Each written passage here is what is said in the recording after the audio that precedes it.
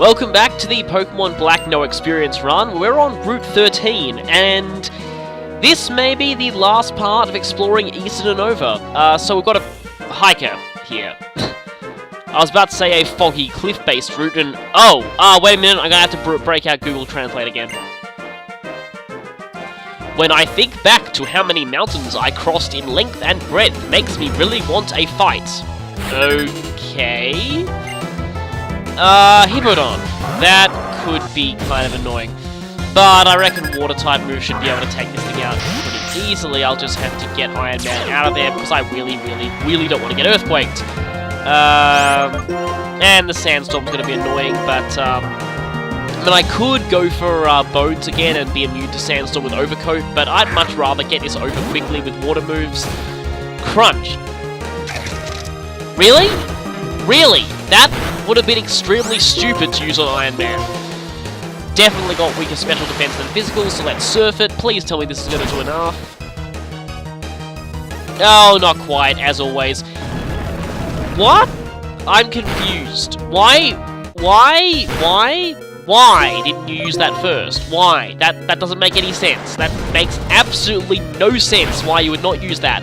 Goodbye, Hippodon.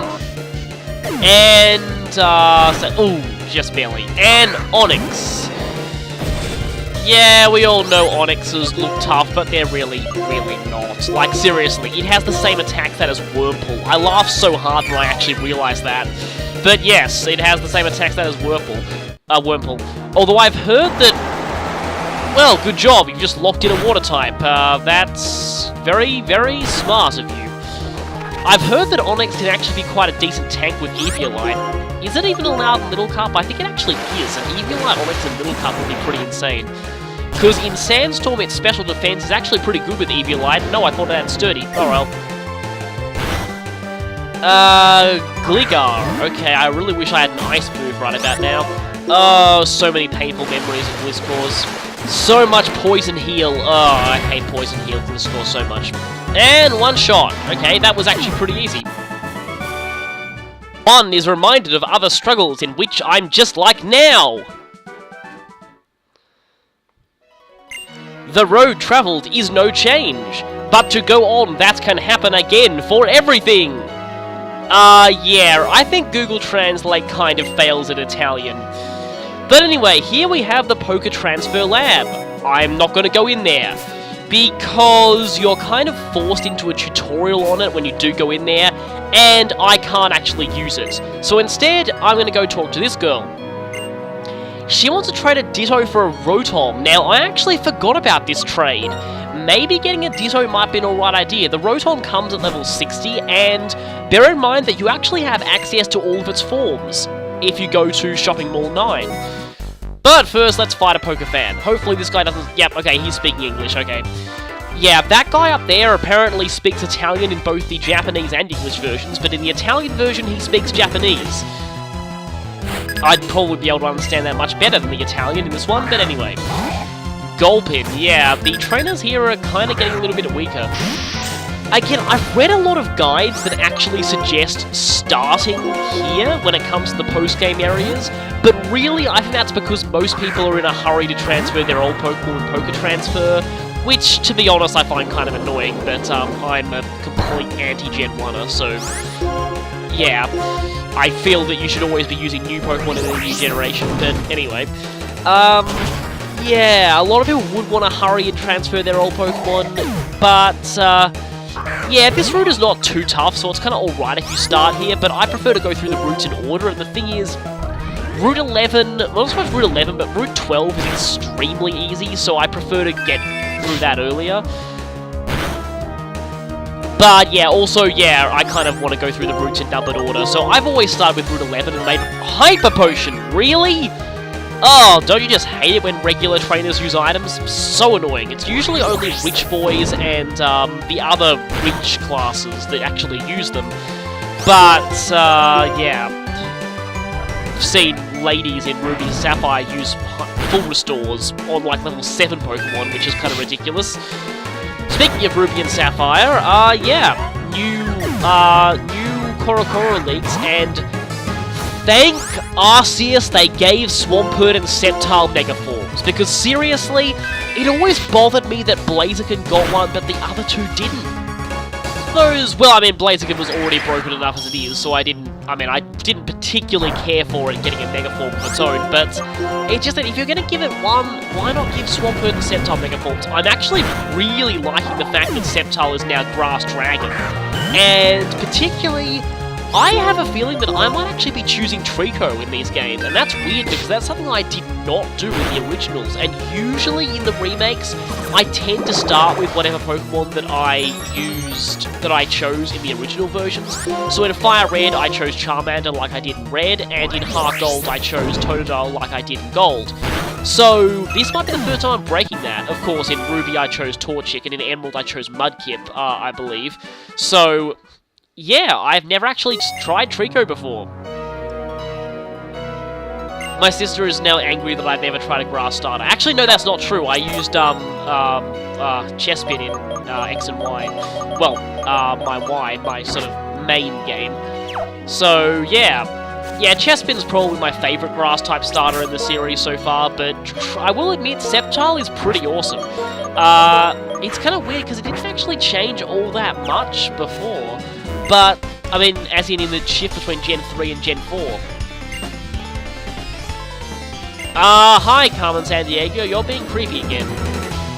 Let's see what you've got. You know, this might be the last time I actually battle Carmen Sandiego, and, ooh, I have a feeling I know where this is going. This could be tricky. Thankfully, most of these, when they have Dragon Dance, they generally don't have physical moves, so Dragon Pulse is still going to be painful, though.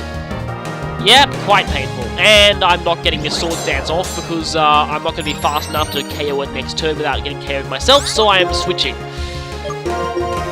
And it's probably would have been best if I'd used something special here. Like, I could have even used, well, I mean, it would have been weak to it, but Reshiram with Dragon Breath, maybe? Nah, I'd be weak to Dragon Pulse, and this thing is quite a bit higher. Oh yeah, here's what I was trying to do. Cotton Guard here. I'm gonna say, hey, I can penetrate your Cotton Guard with a critical hit, and Night Slash has high critical hit ratio, right? This should be easy, right? With my luck, not quite. Wait till you see how many Night Slashes it takes before I get a critical hit. That's 2 Night Slashes. Nope.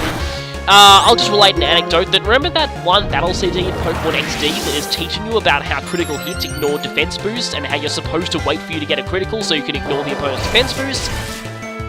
Very often, I would outright lose that battle CD because I would never get a critical hit in the entire battle with Slash and I believe a Scope Lens. Yeah, my luck is just that bad when it comes to Pokemon, so, yeah. Like honestly, I always hated that battle CD. Like, it took me about 5 tries before I actually won that battle CD, because, yeah, I could never even win, because I never got a critical hit, and I haven't yet, so, I believe this would be the 5th Night Slash, no critical. It's still like a 1 in 12, I think it is, but, I think it's a 1 in 12 at least. Or is it the normal chance of a critical hit? I kind of forget. At least the paralysis is helping. Z, no critical hit, and one more. Okay, let's see how much PP I've got. I missed it, but let's see. This is a critical hit, and finally that was a critical hit. Yeah, it took me that long. Yeah, my luck is that bad. Fortunately, this Abomasnow should be pretty easy if I can get an Iron Head in. And I did. This should probably take it out. Or not, except it decided to use a stupid move. I mean, Wood Hammer is not very effective, but it probably would have KO'd me at this point. Same with Blizzard. Don't know if this thing would have Blizzard at this level, though. And goodbye, Abomasnow. Has she got anything else? No, she doesn't. Yes, you have lost Carmen Sandiego for hopefully the last time, I think. Oh yeah, a sign of respect from Carmen Sandiego. Citrus berries are not bad, though.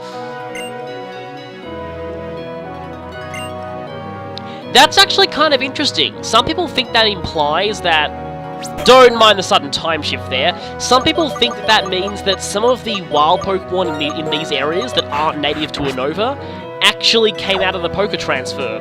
So that's kind of interesting, that. We've got a Battle Girl over here, but let's see what's over this area. This is just regular grass. There's nothing too useful in there.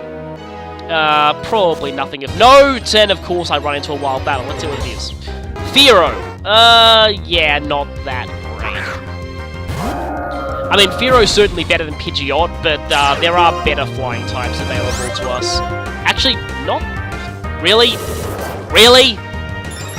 Really? You're faster than Reshiram. You're still faster than Reshiram. Okay. You know what? Screw this. We're switching and smoke balling. Yeah, I will give it that. Fearow is pretty fast and actually quite powerful. I mean, I think it's, again, back when Dodrio was probably the best normal flying type in the game, Fearow was the second best, probably. And then Staraptor came and totally blew both of them out of the water, or should I say out of the air, but anyway. Max Revive, that's alright, actually. So, down here, let's see this Battle Girl. Where are you? Okay, I probably need to heal, but I've got Reshiram kind of fully healed up. Let's see what you're gonna do. Okay. Right then. How can she know my shoulders are tense? That's, yeah.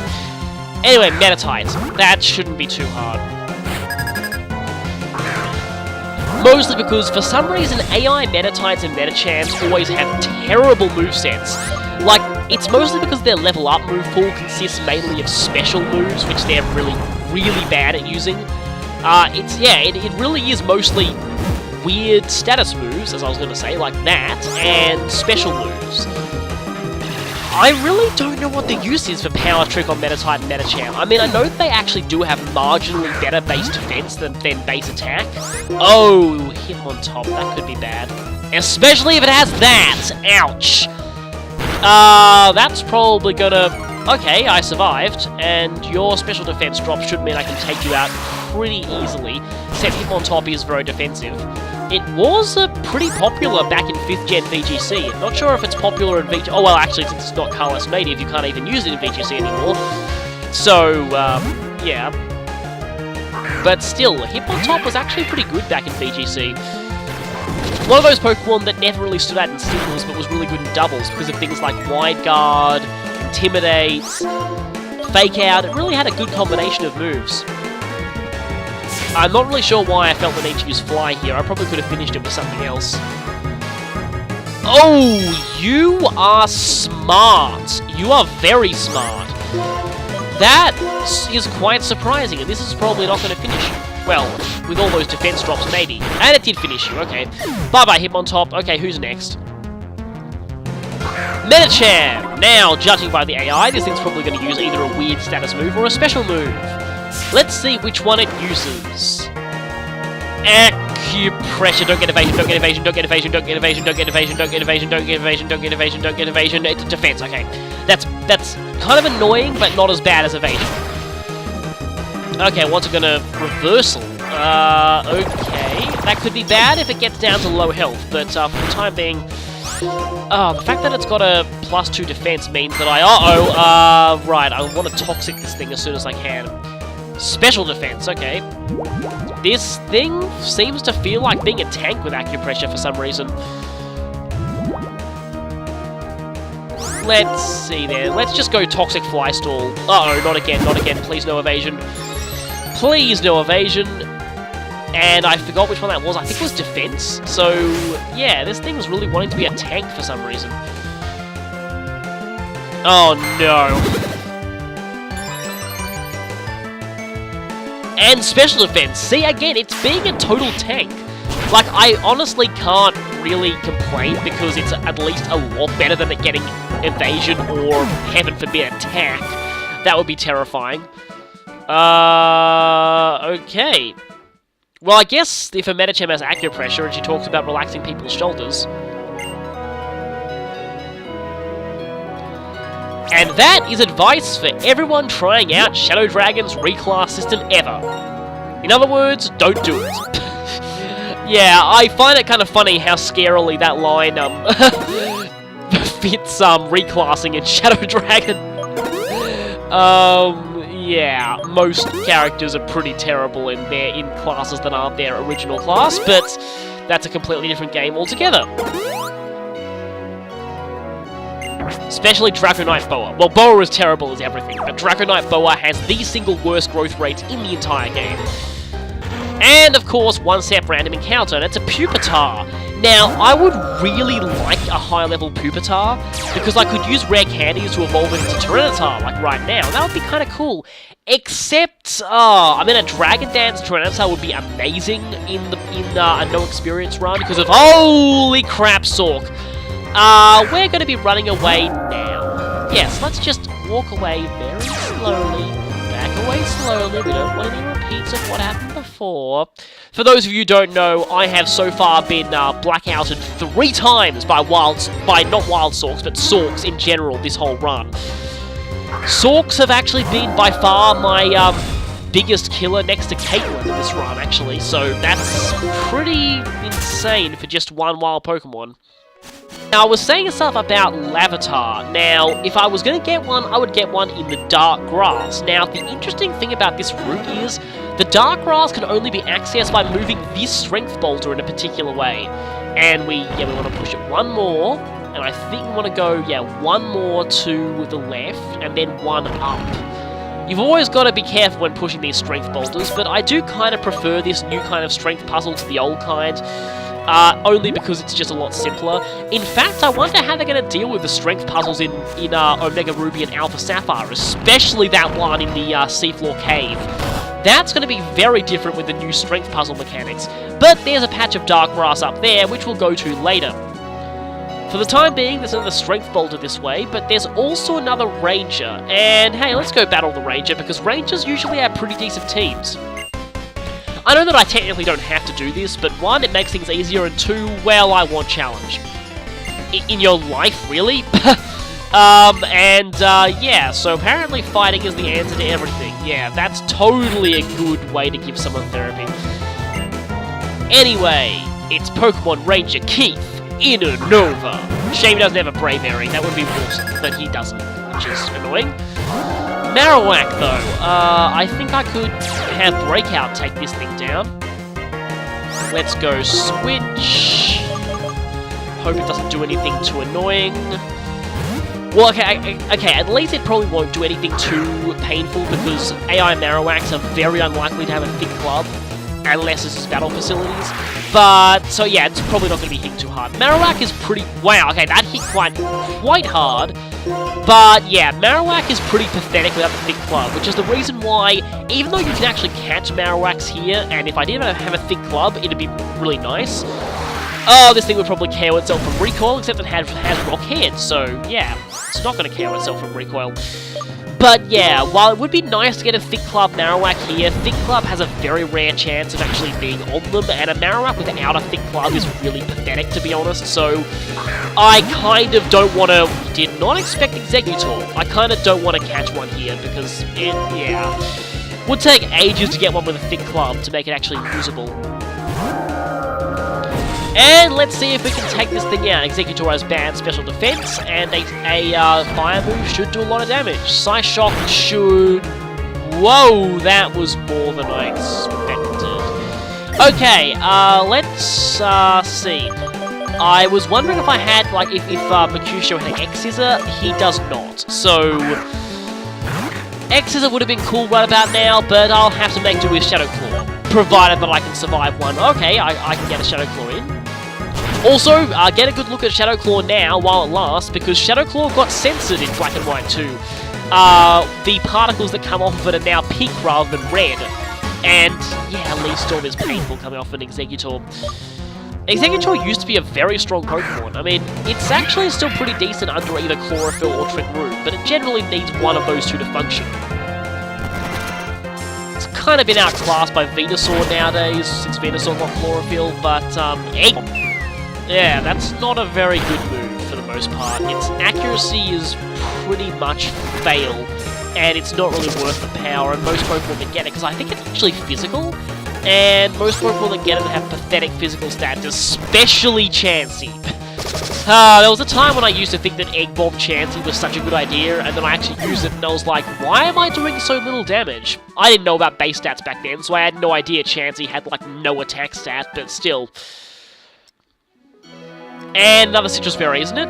And yes, it is another Citrus Berry. So I guess I'll just push this boulder down and see if I can get anything out of that, and then I'll head to the grass and see if I can find anything.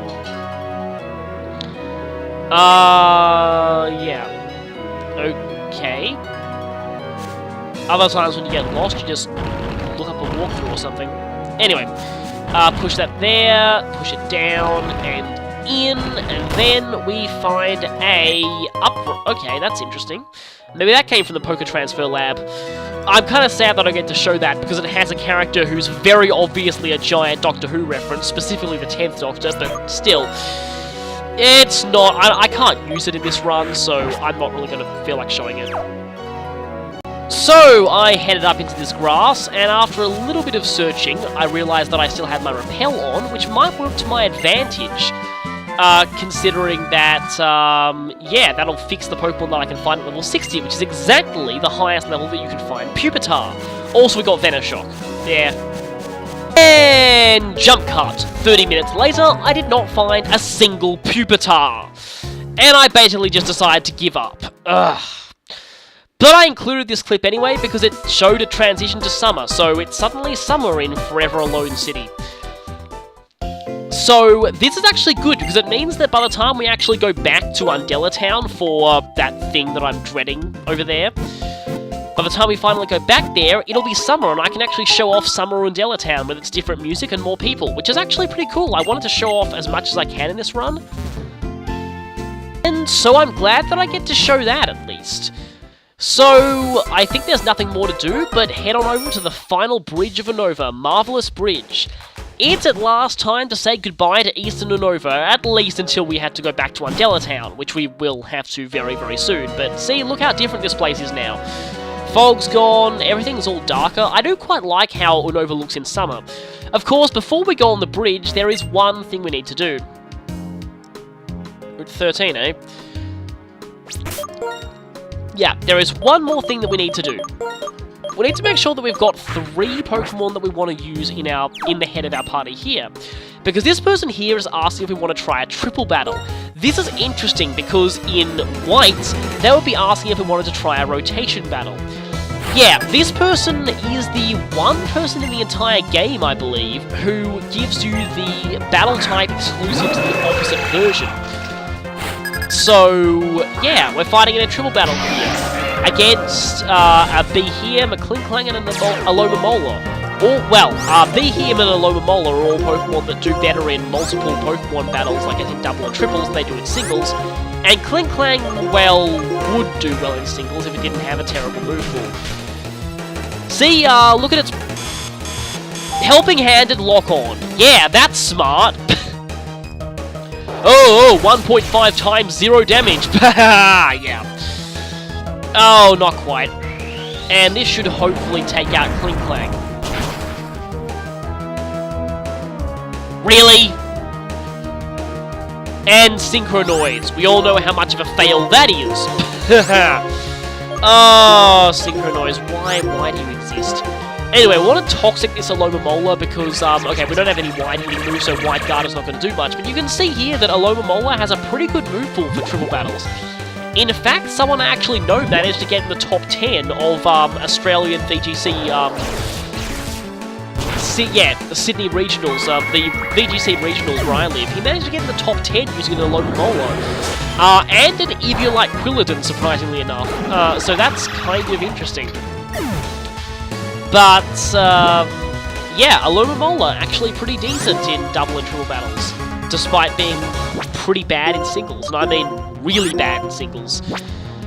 Yeah, I reckon, it's at this point that I was wondering whether to shift, because I don't know, okay, regardless of what I do, one of our Pokemon here is losing their turn, because one of them is going to be shifted before they have a chance to move, and then when that happens, their move will hit nothing because they'll be shifted over to the spot where nothing is in range. 1, 2, 2, of course it would hit twice.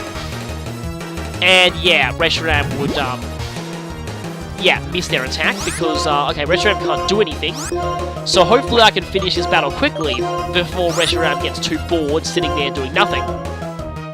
That's one annoying thing about triple battles, and that's what makes flying type moves really valuable. And of course I would hit twice in a row. Come on, crit, no crit. Oh, Hydro Pump, that could be bad. I mean, Alomomolar's attacking stats aren't... Okay, that was much better than I was expecting.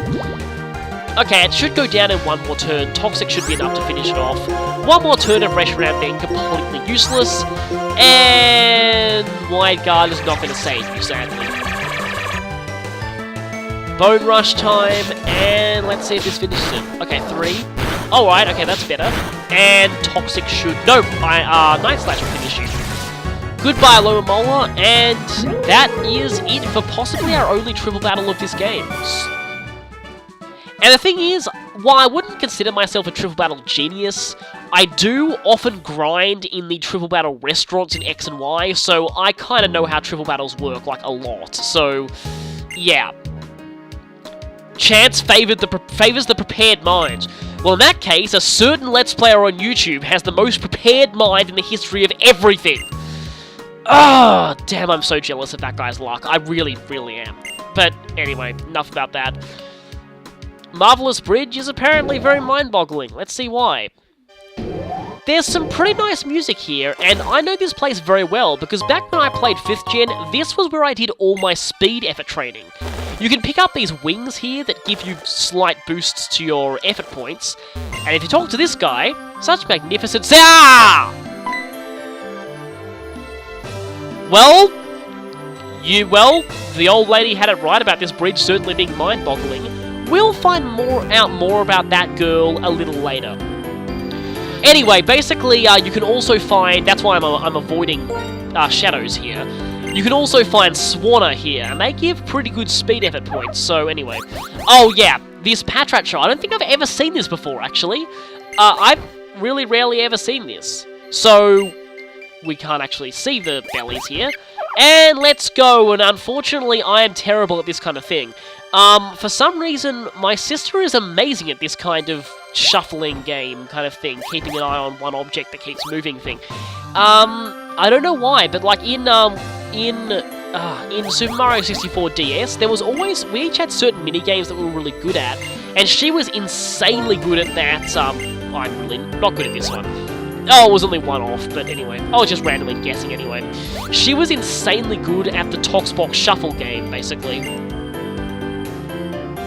And for some reason, my mum was ridiculously good at the Bomb-Bomb sorting game.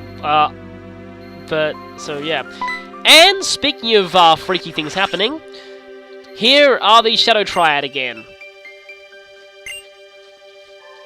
So, Dennis has gone off somewhere. That's, disconcerting.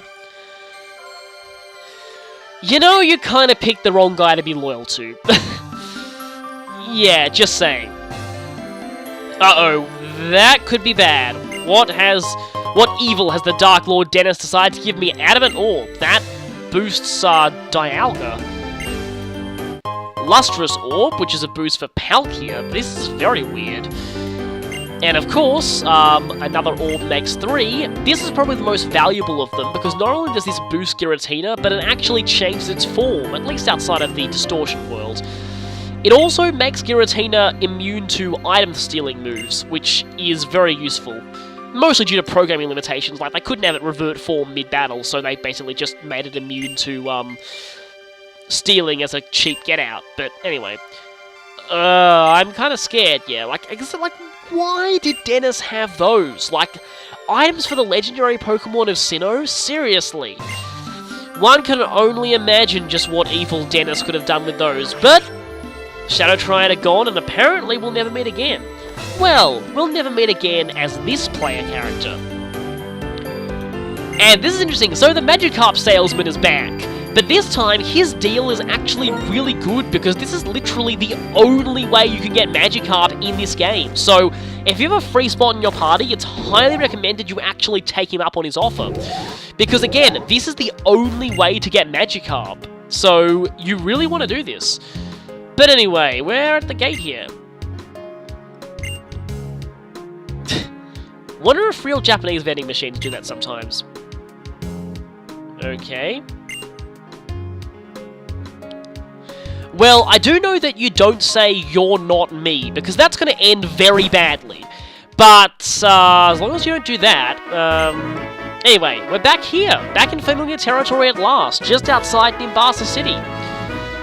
So, there's one thing we need to do here. I don't really have to do this, but since we're here, I might as well. Remember back in Lost Lawn Forest, there was actually a waterfall there that we couldn't access at the time. We can now, so since we're here, I thought I may as well do it. The wild Pokemon here are just nothing now, but anyway, let's just get on over to Lost Lawn Forest. Sadly, I can't show the Zoroark event because there's no way that I can actually get the legendary beast over here.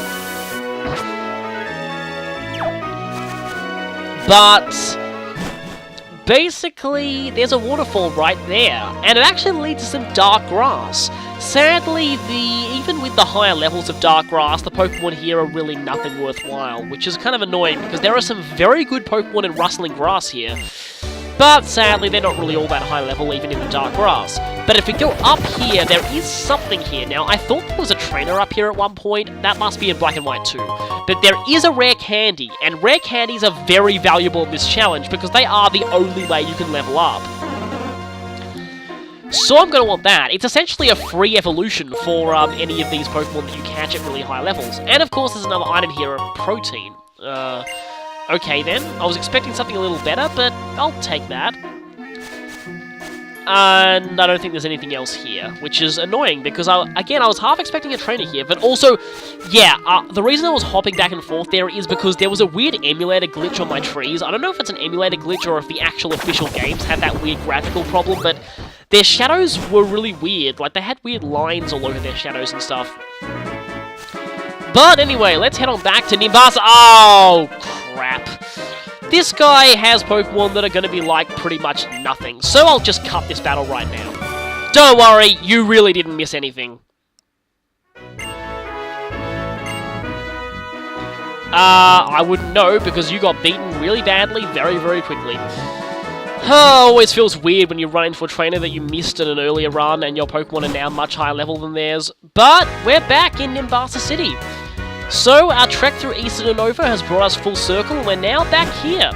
Let's just go ahead and check out here to see if there's anyone at the Ferris wheel, and please tell me it's not who I think it is, although it probably is. Yes, it is, it's the hiker. We're not gonna battle that guy at this point. At least we know that according to X and Y, he did find love eventually.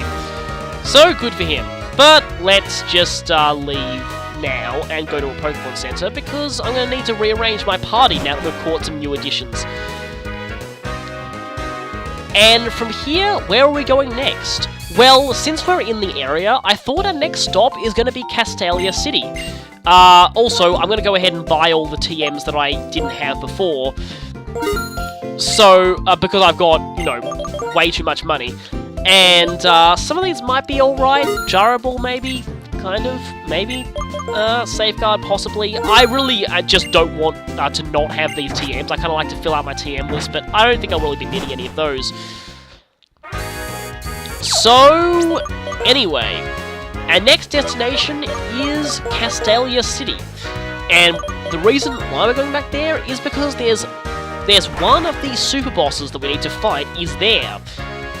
He is at the Game Freak building, and, well, he should be a pretty interesting fight. Yes, it's that time. We're finally going to start to battle the super bosses, and for that, I'm going to need a very, very strong team. Only the best of the best stand any chance of taking these guys on. And, well, what is this team I'm going to be using? Well, you'll find out next time. LOL, cliffhanger!